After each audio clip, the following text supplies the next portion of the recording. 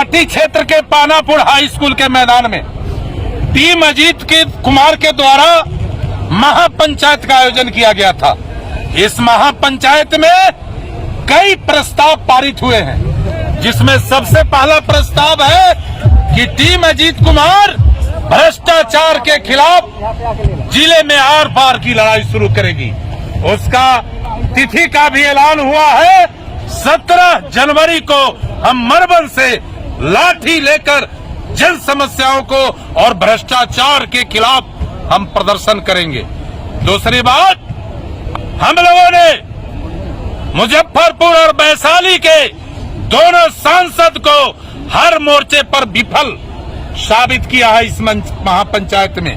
चूंकि इस दोनों ने पार्लियामेंट चुनाव के समय कहा था कि पताही का हवाई अड्डा चालू करावेंगे, कहा था कि किसानों के लिए नया चीनी मिल मुजफ्फरपुर में लगावेंगे, कहा था कि कृषि पर आधारित उद्योग लगाकर किसानों का आय बढ़ावेंगे, कहा था कि बेरोजगारों को रोजगार देंगे, और सरकार ने घोषणा किया था कि किसानों के लागत का दुगना उन्हें मुहैया कराएंगे।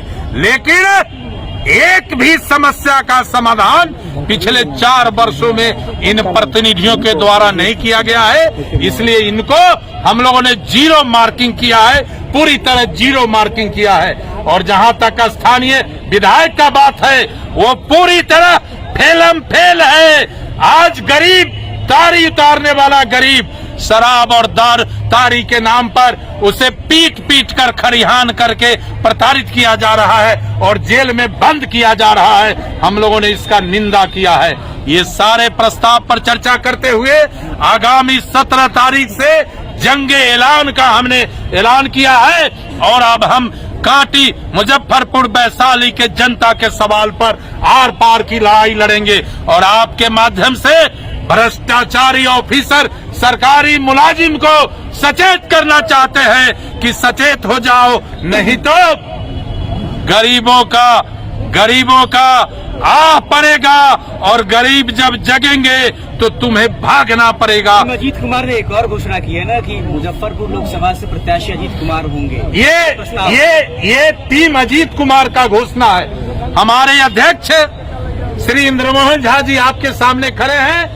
इस विषय पर जवाब वो देंगे, लेकिन हम आप